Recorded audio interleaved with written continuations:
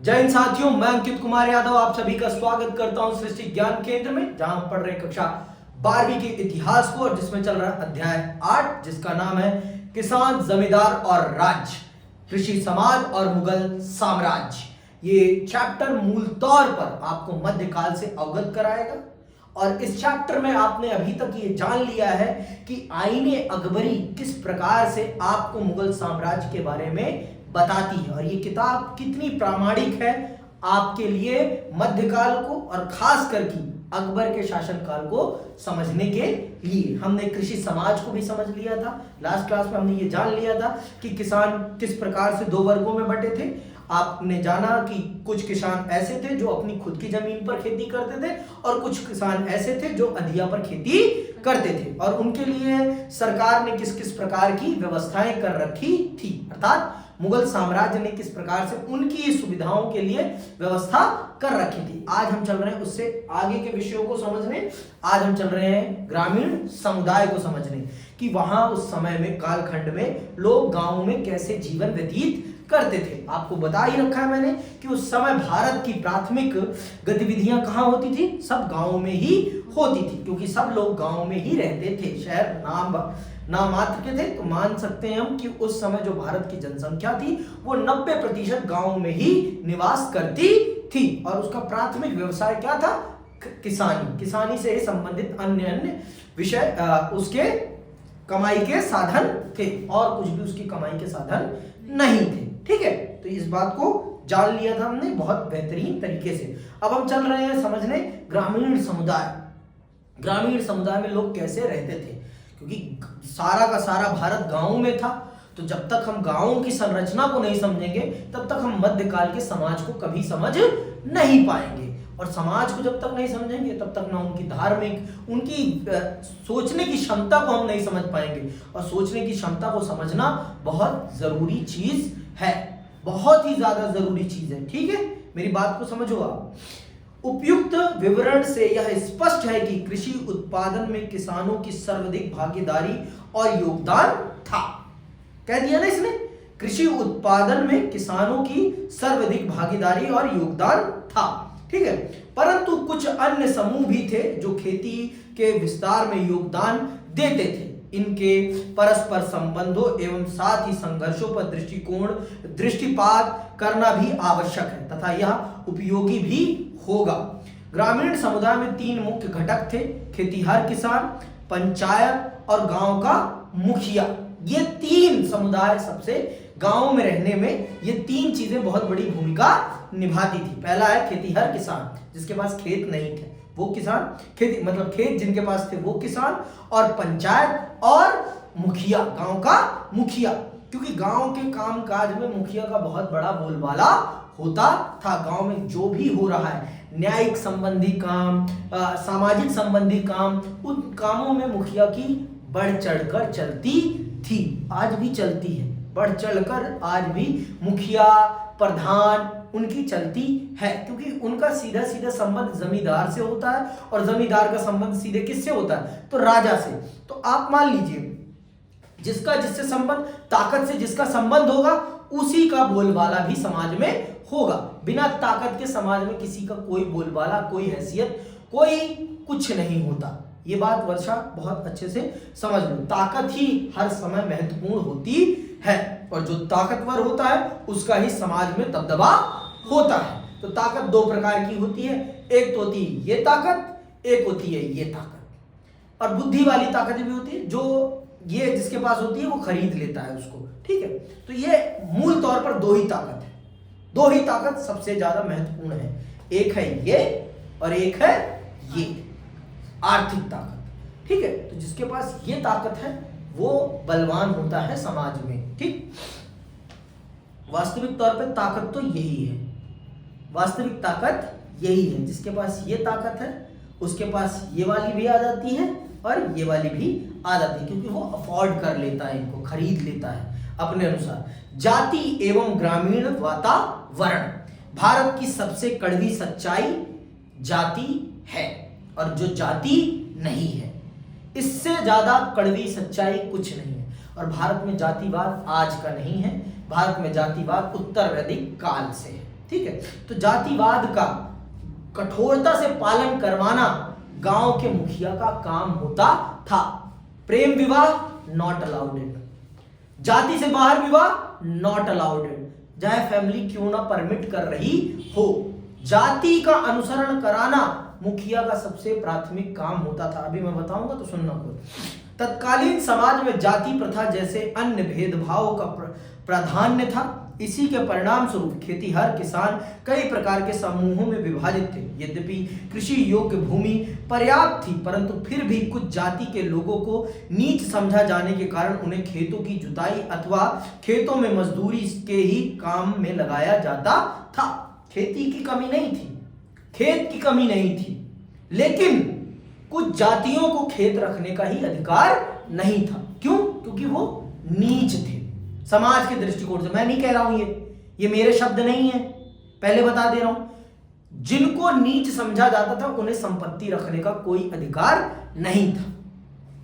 अब जब उनके पास संपत्ति नहीं होगी तो मजबूरन उन्हें क्या करना पड़ेगा? दूसरे के आसरे पर पलना पड़ेगा, दूसरे के खेत में मजदूरी करनी पड़ेगी। और देखो, सबसे बड़ा संसाधन उस समय कुछ था तो वो था जमीन। जमीन से बड़ा संसाधन कुछ नहीं था। तो जिसके पास जमीन ही नहीं है उसकी समाज में हैसियत क्या होगी?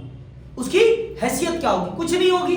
तो आज अगर जो पूछा जाता है कि भारत में उन जातियों को आरक्षण क्यों मिला है, पूछो आप कि कितने साल तक उन्हें आपने जमीन पर अधिकार ही नहीं दिया।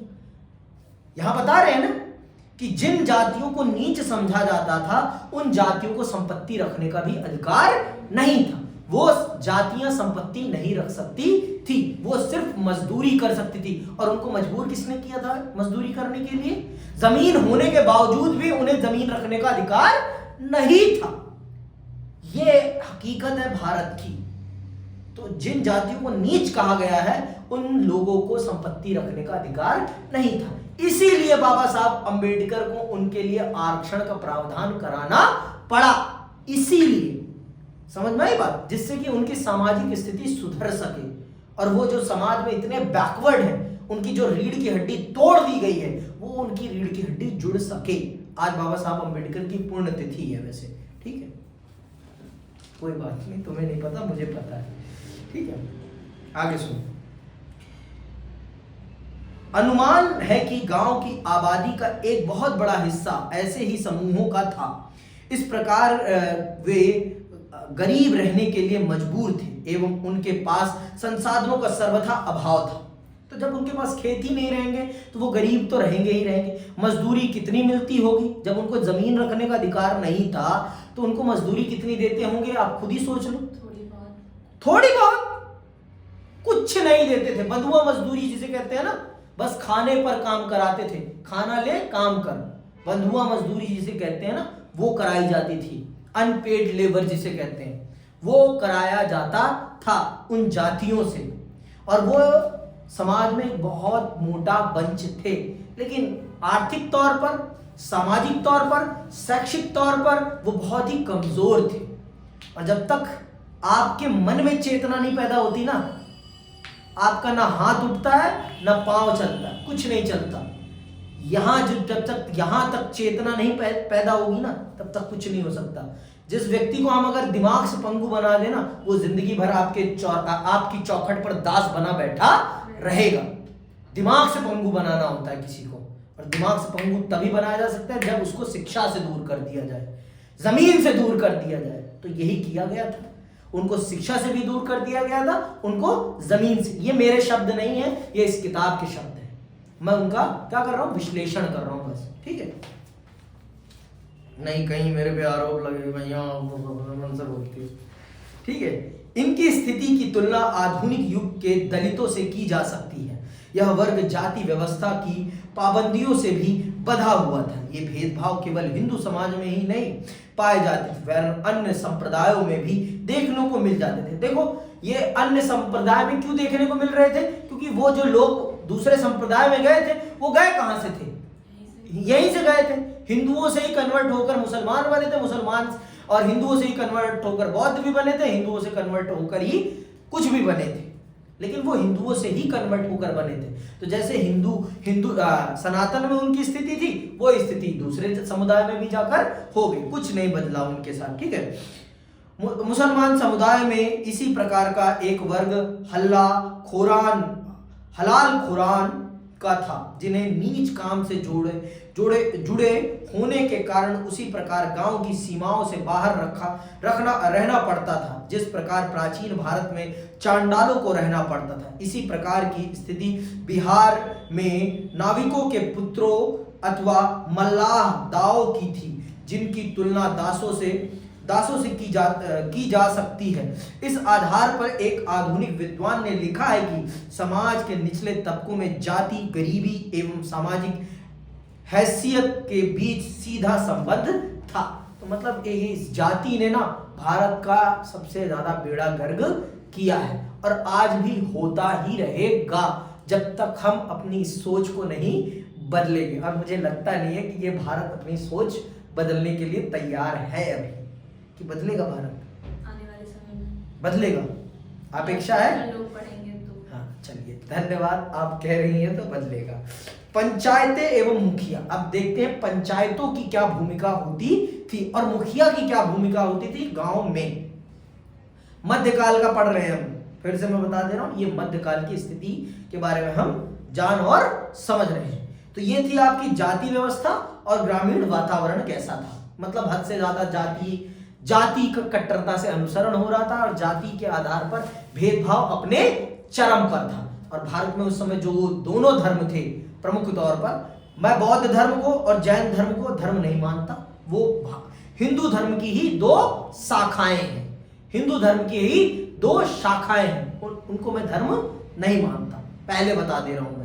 चाहे आज लोग मान रहे हो कुछ नहीं, मुझे नहीं फर्क पड़ता। मैं बहुत अच्छे से जानता हूं कि वो धर्म नहीं है, वो विचार है, सिर्फ वो विचार है। आने वाले समय में उनके अनुयायियों ने उसे धर्म बना दिया, जो कि कोई बात नहीं, लेकिन वो हिंदू धर्म की ही दो अन्य शाखाएं हैं, ठीक है। अब आते हैं यहां जानने पंचायतें एवं मुखिया।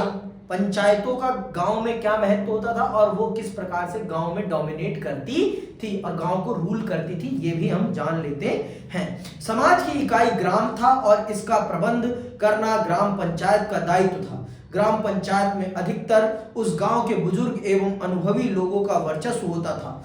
आमतौर पर वे गांव के ऐसे महत्वपूर्ण लोग होते थे जिनके पास अपनी संपत्ति के पुश्तैनी अधिकार होते थे, मतलब ये गांव के अमीर और ताकतवर व्यक्ति होते थे, दोनों तरह से, यहां से भी ताकतवर, यहां से भी ताकतवर और यहां से भी ताकत, तीनों ताकत समकोण पर काटती थी। तो ये लोग बहुत दबदबे वाले लोग होते थे और इनकी पहुंच बहुत ऊपर तक होती थी। आमतौर पर वे गांव के ऐसे महत्वपूर्ण लोग होते थे जिनके पास अपनी संपत्ति के पुश्तैनी अधिकार होते थे। पंचायत का फैसला सबको मानना पड़ता था। पंचायत का सरदार एक मुखिया होता था जिसे मुकद्दम या मंडल कहते थे। इसका चुनाव गांव के बुजुर्गों की आम सहमति से होता था। वह अपने पद पर तभी तक रह सकता था जब तक कि गांव के बुजुर्गों का उस पर विश्वास हो। विश्वास न रहने पर बुजुर्ग उसे उसके पद से बर्खास्त कर सकते थे। गांव की आय व्यय का हिसाब किताब अपनी देख रेख में बनवाना मुखिया का काम था, जिसमें पंचायत का पटवारी उसकी सहायता करता था। मतलब गांव की सारी रेख देख, गांव में क्या चल रहा है, कैसे चल रहा है, इन सब चीजों को देखना, समझना और गांव के लोगों को बताना, ये मुखिया के प्रमुख काम थे। ठीक है, ये मुखिया के प्रमुख काम थे और इन कामों को अंजाम देना मुखिया की प्राथमिक जिम्मेदारी थी। जिन गांवों में कई जातियों के लोग रहते थे, वहां सुनना, यहाँ पे जिन गांवों में कई जातियों के लोग रहते थे वहां पंचायतों में पृथक पृथक संप्रदायों एवं जातियों को प्रतिनिधित्व प्रदान किया गया था। परंतु फिर भी छोटे मोटे एवं तथाकथित नीच काम करने वाले खेतीहार मजदूरों को इसमें कोई स्थान प्राप्त नहीं होता होगा। यह अनुमान लगाया गया है कि जो नीच काम, मतलब जो भी आज के टाइम पे जो नीच समझे जाते हैं, उन कामों को करने वाले लोगों को पंचायतों में कोई प्रतिनिधित्व नहीं मिलता होगा क्या, नहीं मिलता था, ये तो मुझे भी पता है। उनको किसी भी प्रकार का प्रतिनिधित्व नहीं मिलता था। उनको सीधे तौर पर पंचायत के द्वारा, मुखिया के द्वारा सुनाए गए फैसले का अनुसरण करना होता था। वो पंचायत के खिलाफ जाकर कुछ भी बोल नहीं सकते थे। उनकी इतनी हैसियत नहीं थी कि वो पंचायत के खिलाफ जाकर कुछ बोल भी सके, उनकी इतनी हैसियत नहीं थी। और उनसे ये एक्सपेक्ट भी नहीं किया जाता था कि तुम मुंह भी खोलो, तुम्हें मुंह खोलने की इजाजत नहीं है। ग्राम पंचायत अपने ग्राम की बुनियादी आवश्यकताओं की पूर्ति करती थी। इसका एक बहुत बड़ा काम यह देखना था कि गांव में रहने वाले अलग अलग समुदायों के लोग अपनी जाति की सीमाओं के भीतर रहें। सुन रही हो?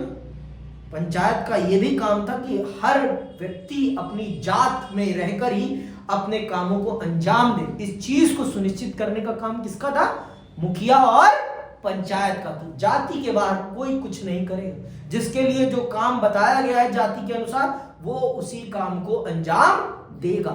दलित का बच्चा, जिसे हम नीच कह रहे हैं, उसके बच्चे को स्कूल जाना अलाउड नहीं था किसी भी कीमत पर। अब खुद सोचो आप, उनको जमीन खरीदने का अधिकार नहीं था। चाहे उनके पास पैसा आ भी जाए, अपना शरीर काट काट के वो जमीन खरीदने लायक पैसा जुटा भी ले, फिर भी उन्हें जमीन खरीदने का अधिकार नहीं था। ठीक है। और ये सुनिश्चित कौन करता था? मुखिया और पंचायत। ठीक है। विभिन्न विवरणों से पता चलता है कि पूर्वी भारत में जितनी भी शादियां होती थी, वे सभी मंडल अथवा मुखिया की उपस्थिति में होती थी। कुछ विद्वानों ने तो यहां तक लिखा है कि जाति की अवहेलना रोकने के लिए लोगों के आचरण पर नजर रखना गांव के मुखिया की जिम्मेदारियों में से एक था। जाति के बाहर शादी ना हो, जाति में ही शादी हो, जातीय रीति रिवाजों का पालन हो, इन सब को सुनिश्चित करना मुखिया का दायित्व था। मुखिया इन सब चीजों को सुनिश्चित करने का काम करता था। ठीक है। ग्राम पंचायत ग्रामवासियों के मुकदमों का निर्णय भी करती थी। सामान्यतः वह लोगों पर जुर्माने लगाती थी, परंतु कभी कभी वह समुदाय से निष्कासित करने जैसे गंभीर दंड भी दे देती थी। यह एक कड़ा कदम था जिसके दौरान दंडित व्यक्ति को उतने समय के लिए शहर छोड़ना पड़ता था जितने समय के लिए उसे निष्कासित किया गया था। इस प्रकार की नीतियों एवं दंडों का उद्देश्य जातिगत रिवाजों एवं परंपराओं की अवहेलना को रोकना था। सामान्यतः पंचायतें झगड़ों के निपटारे के लिए समझौते का ही मार्ग अपनाती थी। जाति से बाहर आप जाके कुछ दिखाओ, आपको सामाजिक निकाला दे दिया जाता था, समाज से बहिष्कृत कर दिया जाता था कि जाओ समाज से ही बाहर जाओ, तुम्हारी समाज में कोई जरूरत नहीं है। ये भी करते थे आपके मुखिया, ये चीजें भी कर देते थे आपके मुखिया। समझ में आई बात? तो इस बात को समझिए आप कि क्या स्थिति थी उस समय पर, कैसे चल रही थी चीजें। ठीक है। तो मुखिया और पंचायत ग्रामीण समाज का मार्गदर्शन और ग्रामीण समाज को नियंत्रित करने में बहुत बड़ी भूमिका निभाती थी। जातीय समीकरण को साधने में बहुत बड़ी भूमिका निभाती थी, जातियों को साधने में बहुत बड़ी भूमिका निभाती थी, और जातियों का अनुसरण कराने में मुखिया जी का और पंचायत की बहुत बड़ी भूमिका होती थी। समझ में आई बात? मतलब आप मान के चलिए कि गांव में जातिवाद को प्रसारित, पल्लवित और उसे फलने फूलने का काम कराने का काम मुखिया जी का होता था। मुखिया जी उस जाति के बगीचे के क्या थे? माली थे, जिसको उन्हें पोषित करना था और समाज में इस जातीय पेड़ को और अच्छे से विकसित करना था। ठीक है। पंचायत की आमदनी का मुख्य स्रोत था वहां खजाना, जिसमें प्रत्येक व्यक्ति अपना योगदान देता था। इस कोष का इस्तेमाल बाढ़ जैसी प्राकृतिक आपदाओं से बचने के लिए किया जाता था तथा ऐसे बहुत से सामुदायिक कार्यों के लिए भी होता था जो किसान स्वयं नहीं कर सकते थे, जैसे नहर खोदना अथवा छोटे मोटे बांध बनाना। तो ये सारी गांव के लोग ही पंचायत को पैसा उपलब्ध कराते थे और पंचायत उन पैसों का प्रयोग गांव की मूलभूत जरूरतों को पूरा करने का काम करती थी। ठीक है। तो ये था आपके गांव में पंचायत की भूमिका, कैसे पंचायत गांव को नियंत्रित और निर्देशित करती थी। अब आते हैं ग्रामीण दस्तकारी। पूरा भारत गांव में रह रहा है, तो भाई फैक्ट्रियां तो थी नहीं, फैक्ट्रियां नहीं थी तो फिर भी लोग कुछ ना कुछ तो काम करते ही होंगे ना, सिर्फ किसानी पर भी तो निर्भर नहीं रहते होंगे।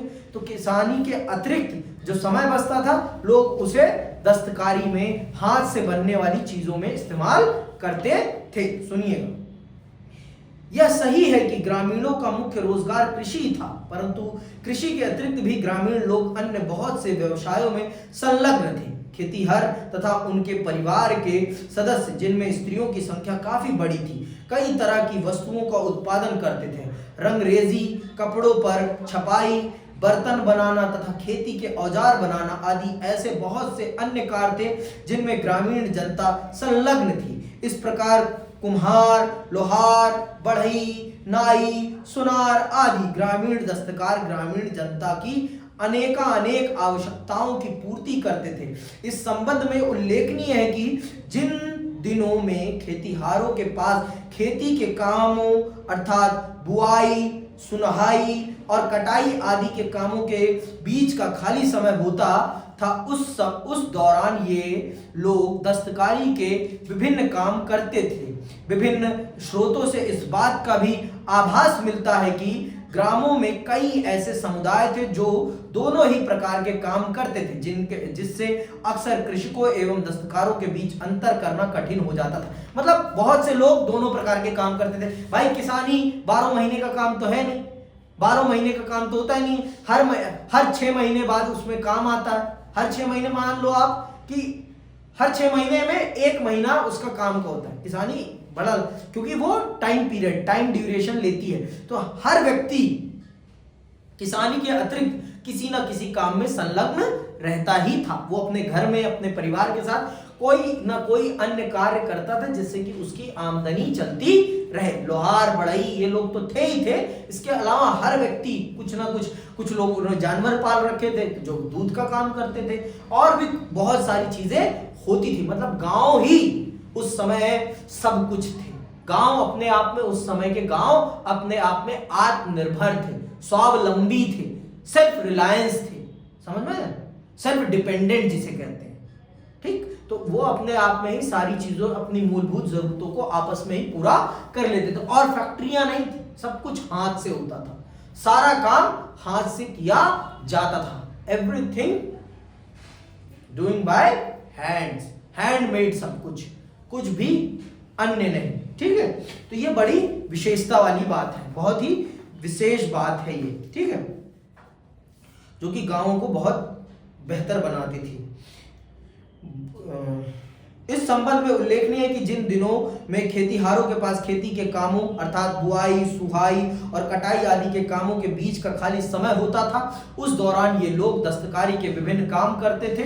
विभिन्न स्रोतों से इस बात का भी आभास मिलता है कि ग्रामों में कई ऐसे समूह थे जो दोनों ही प्रकार के काम करते थे, जिससे अक्सर कृषकों एवं दस्तकारों के बीच अंतर करना कठिन हो जाता था। इन्हीं स्रोतों से इस बात की भी पुष्टि होती है कि गांव में दस्तकार बड़ी तादाद में रहते थे। दस्तकारों की सेवाओं के बदले गांव के लोग उन्हें कभी तो फसल का एक अंश दे देते थे, या कभी कभी ऐसी जमीन का एक टुकड़ा भी दे देते थे जो खेती योग्य होने के बावजूद भी किन्हीं कारणों से खाली पड़ी रहती थी। अदायगी के विभिन्न क्षेत्रों में अलग अलग तरीके थे तथा कभी कभी और किन्हीं क्षेत्रों में संभवतः पंचायत भी इस संबंध में निर्णय करती होगी। इस प्रकार सेवाओं के बदले सामान्यतः वस्तुओं का आदान प्रदान होता था, परंतु कभी कभी नगद में भी अदायगी की जाती थी। इस सबका परिणाम था अलग अलग तरह के उत्पादन कार्य में जुटे लोगों के बीच फैले लेन देन के कारण विभिन्न वर्गों में पारस्परिक रिश्तों का विकास। तो मतलब जो लोग मूल तौर पर सिर्फ दस्तकारी का काम करते थे, उन लोगों को उनकी सेवाओं के बदले में फसलें मिल जाती थी, या पूरे गांव के लोग मिलकर उन्हें कोई ना कोई खेत उपलब्ध करा देते थे कि तू बंदे भाई ये खेत रख ले हम पूरे गांव वालों की तरफ से, और तू हमारी जरूरत के अनुसार हमारे लिए काम करियो, क्योंकि भाई हमने तेरी पूरे जीवन भर के लिए तेरे को एक खेत दे दिया जहां पर तू उगा और खा, हम इसके लिए तेरे से कुछ भी नहीं लेंगे, पर हाँ उसके बदले में तू हमारे ये काम कर दिया करियो। अगर लोहार है तो लोहे से संबंधित, क्योंकि भाई उस समय इसके अलावा तो कोई मशीन थी नहीं, क्या फाल हल्का फाल सबसे महत्वपूर्ण औजार था, और फावड़े थे जिनके ऊपर धार लगाना, चक्कू थी, हसिया थे, यही सारी चीजें थी। और जो कुम्हार था, जो बढ़ई था, उनसे लकड़ी के काम, एक से लकड़ी का काम, एक से मिट्टी का काम, बर्तन उस समय, और लोहार के पास भी बर्तन, यही सारे प्राथमिक काम थे जो दस्तकारी के थे। और पूरा का पूरा गांव किसी न किसी काम में लगा ही रहता था। दोनों प्रकार से काम करते थे, किसानी भी करते थे और दस्तकारी भी करते थे। दोनों ही प्रकार से गांव अपने अपने आप में लगे रहते थे। एक छोटा गणराज्य, ऐसा क्यों कहा जा रहा है? गांव अपने आप में गणराज्य थे क्योंकि कोई एक व्यक्ति कभी फैसला नहीं लेता था, समुदाय में बैठ के पंचायत फैसला करती थी, इसलिए हम कह सकते हैं ये गणराज्य था। गांव के बड़े बूढ़े बैठते थे और गांव के और भी सज्जन लोग, सिर्फ अपर कास्ट के लोग ही बैठते थे, भिन्न भिन्न समुदाय के लोग बैठते थे, नीची जात के लोगों को बैठना अलाउड नहीं था।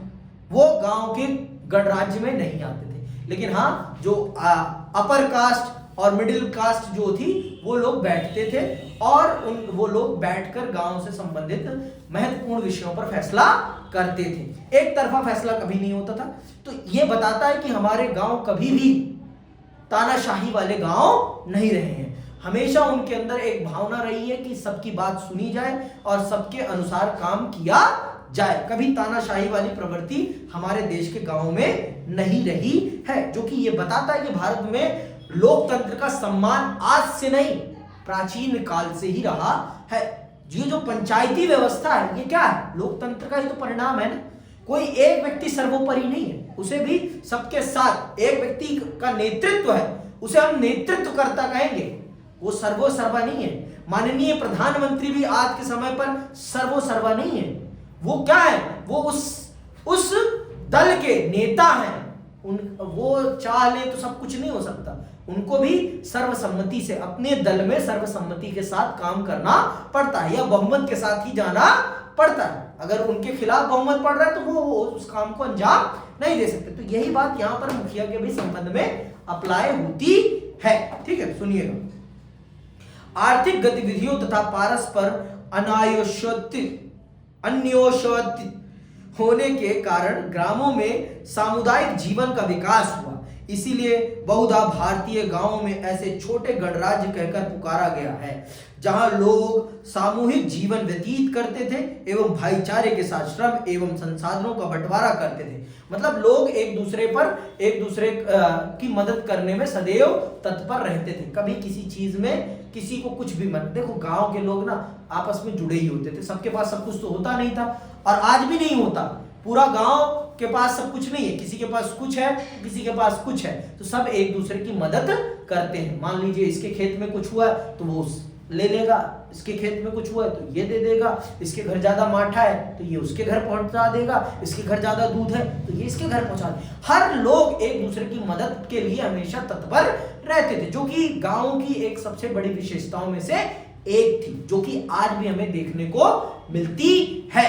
गांव की ये सबसे बड़ी खूबियों में से एक खूबी है, और ये आज भी है, आज भी खत्म नहीं हुई है, ये आज भी है। और मैं चाहता हूं ये सदैव बनी रहे, सदैव भारत ऐसे ही प्रसन्न रहे, भारत ऐसे ही रहे। एक दूसरे पर निर्भर रहेंगे ना, तभी हम एक दूसरे की इज्जत करेंगे। हमारे अंदर जिस दिन ये भाव आ गया कि तेरी मुझे जरूरत नहीं, उस दिन समाज बर्बादी की तरफ जाएगा, समाज बर्बादी की तरफ जाएगा।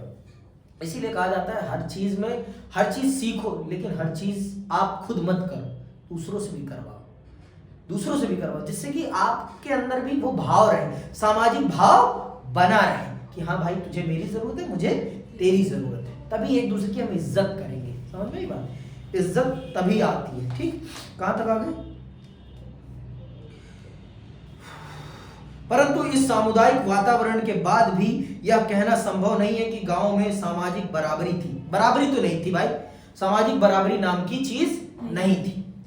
ऊंच नीच सदैव रहे हैं, भारत में ऊंच नीच रहा है, लेकिन एक दूसरे की जरूरत तब भी जिसे हम नीच कह रहे हैं, वही पूरे खेत का काम कर रहा है, उसी के हाथ से पूरी फसल कट रही है, वही पूरी फसल को काट कर जमींदार साहब के घर तक या बड़े बाबू साहब के घर तक पहुंचाने का काम करता है। लेकिन फसल घर में पहुंचने के बाद बड़े बाबू साहब उसे अपने घर में घुसने भी नहीं देते, घर में घुसने भी नहीं देंगे। ये भी हकीकत है। एक दूसरे पर आत्मनिर्भरता है, लेकिन सामाजिक एक रूपता, सामाजिक समानता नाम की कोई चीज भारत के समाज में कभी नहीं रही थी और ना हो पाएगी, कभी नहीं हो सकती। अगर हम पूंजीवादी समाज रहेंगे तो यह कभी संभव नहीं है कि समाज में एक समरूपता आ जाए, कभी नहीं आ सकती, कभी नहीं आ सकती। यह वास्तविकता है। समाज में अमीर और गरीब सदैव बने रहेंगे, ये बात जान लो, सदैव बने रहेंगे।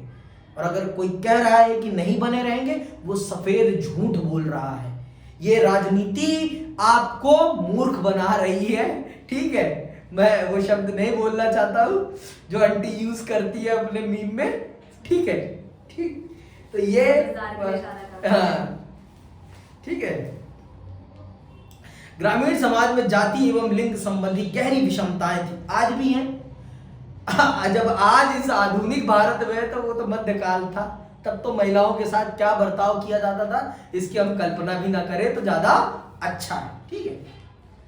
इस संदर्भ में यह भी ध्यान रखने योग्य है कि जिन लोगों के अधिकार में काफी भूमि होती थी वे ताकतवर माने जाते थे। इन्हीं लोगों को न्याय करने का अधिकार मिला हुआ था, तभी ये गांव के मामलों में फैसले भी लेते थे तथा कमजोर वर्ग का शोषण भी करते थे। मैंने आपको पहले बता दिया है, जिसके पास जितना संसाधन होगा वो उतना ही ताकतवर होगा, और वो जितना ताकतवर होगा समाज में उसका उतना ही दबदबा होगा। और जिसके पास ताकत है और जिसके पास ये सारी चीजें हैं, वो ही समाज का शोषण भी करता है, वो ही समाज का शोषण भी करता है और करता रहेगा।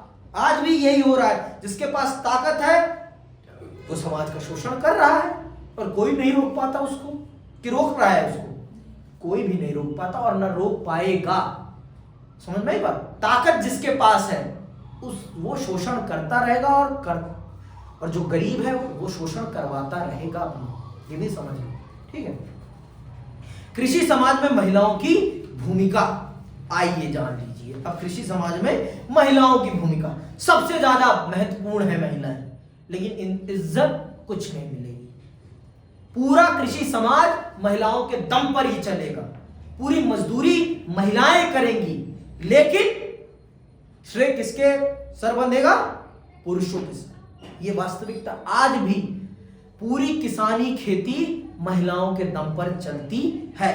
धान को लगाने से लेकर धान को काटने तक, धान ही लगता है, गेहूं तो बोया जाता है, ठीक है, पर काटने का काम महिलाएं ही करती हैं, पुरुष नहीं करते। करते हैं लेकिन बड़ी संख्या में महिलाएं ही इस काम में लगती हैं। रोपने के टाइम भी सबसे बड़ी संख्या में महिलाएं ही लगती हैं, ठीक है, पर पेड़ उखाड़ने का काम पुरुष करते हैं। संपूर्ण मध्यकाल में आर्थिक क्रियाकलाप में महिलाओं की भी महत्वपूर्ण भूमिका दृष्टिगोचर होती है। मध्यकालीन भारतीय कृषि की एक विशेषता थी छोटी छोटी ग्रामीण इकाइयों एवं कृषक की व्यक्तिगत खेती का विकास। इसके परिणाम स्वरूप घर परिवार के संसाधन एवं श्रम उत्पादन की आधारशिला बन गए। सूत काटने, बर्तन बनाने के लिए मिट्टी को साफ करने एवं गूंथने तथा कपड़ों पर कढ़ाई जैसे दस्तकारी के काम प्रमुखतः स्त्रियों के द्वारा किए जाने लगे। तो ये देखिए आप, अगर पुरुष खेती में काम कर रहा है तो महिलाएं दस्तकारी का काम कर रही हैं घर पर, ठीक है, बर्तन बना रही हैं या रंगाई कर रही हैं या मिट्टी बना रही हैं जिससे कि बर्तन बनाए जा सके। किसी वस्तु का जितना वाणिज्यीकरण होता था, मतलब व्यापार होता था, वाणिज्यीकरण होता था, उसके उत्पादन के लिए महिलाओं के श्रम की उतनी ही मांग होती थी। ऐसे में अब तक की जो मान्यताएं थी कि घर का काम महिलाओं का दायित्व है तथा बाहर का काम पुरुषों का, वह बना कर रख पाना संभव नहीं रहा, क्योंकि जितना व्यापारीकरण होगा उतना ही आपको श्रम चाहिए, और वो भी कैसा? भरोसेमंद श्रम। मतलब भरोसा किस पर होता है? सबको अपने घर के लोगों पर होता है, किसी बाहर के लोगों पर तो होगा ही नहीं, स्वाभाविक सी बात है। स्त्रियों की प्रजनन शक्ति को अत्यधिक महत्व दिया जाता था। बार बार मां बनने एवं प्रसव के दौरान मृत्यु के कारण महिलाओं में मृत्यु दर बहुत अधिक थी। देखो भाई, अब सब जानते हैं इस बात को, तो ये तो हकीकत है। पुरुष तो बाप मां नहीं बन सकता ना, इस धरती पे पुरुष को लाने वाली मां ही तो है। तो इसलिए महिलाओं का महत्व तो बहुत ज्यादा था, चाहे उनकी इज्जत हो या ना हो, लेकिन महत्व तो बहुत ज्यादा था। और बार बार मां बनने के कारण, प्रसव पीड़ा के कारण उनकी मृत्यु भी बहुत हो जाती थी। तो महिलाओं की शॉर्टेज भी थी समाज में, इसलिए उनकी इज्जत ज्यादा थी। उस तरह से, उस दृष्टिकोण से, सामाजिक दृष्टिकोण से नहीं थी, आर्थिक दृष्टिकोण से बहुत थी, समाज को आगे बढ़ाने के दृष्टिकोण से बहुत थी, लेकिन वास्तविक तौर पर उनको वो सम्मान नहीं दिया जाता था जो उनको मिलना चाहिए था। ठीक है, चूंकि समाज श्रम पर निर्भर था तथा स्त्रियों में के श्रम का अपना अलग महत्व था, इसीलिए कृषक एवं दस्तकार समाज में शादी के लिए दहेज के स्थान पर दुल्हन की कीमत अदा करने का प्रचलन हुआ। मतलब दुल्हन की कीमत अदा की जाती थी कि ये लड़की कितने में आप दोगे हमें, ये भी बोली लगती थी लड़कियों की। ठीक है, लड़कियों की, यहाँ लिखा है दुल्हन की कीमत, दुल्हन की कीमत अदा करने का प्रचलन हुआ। तलाकशुदा एवं विधवा दोनों प्रकार की ही महिलाओं को शादी करने की कानूनी अनुमति प्राप्त थी। तो देख लीजिए, समाज में महिलाओं की यह स्थिति थी कि विधवा महिलाएं और तलाकशुदा महिलाओं को भी कानूनन मंजूरी दे दी गई थी कि आप शादी कर सकती हैं। हिंदू समाज में ये अलाउड नहीं है, हिंदू समाज में तो तलाक नाम की कोई चीज ही नहीं है। अब विधवा महिलाओं को तो शादी करने का कोई अधिकार ही नहीं, लेकिन समाज की जरूरत को ध्यान में रखते हुए उस समय की शासन व्यवस्था ने इस चीज को परिवर्तित किया, जिससे कि समाज आगे बढ़ सके, समाज की जरूरत को पूरा किया जा सके। समझ में आई बात? इस चीज को ध्यान में रखते हुए ये काम किया गया। घर का मुखिया मर्द था और समाज पुरुष प्रधान ही था। महिला पर परिवार के साथ साथ समुदाय का भी पूरा नियंत्रण रहता था।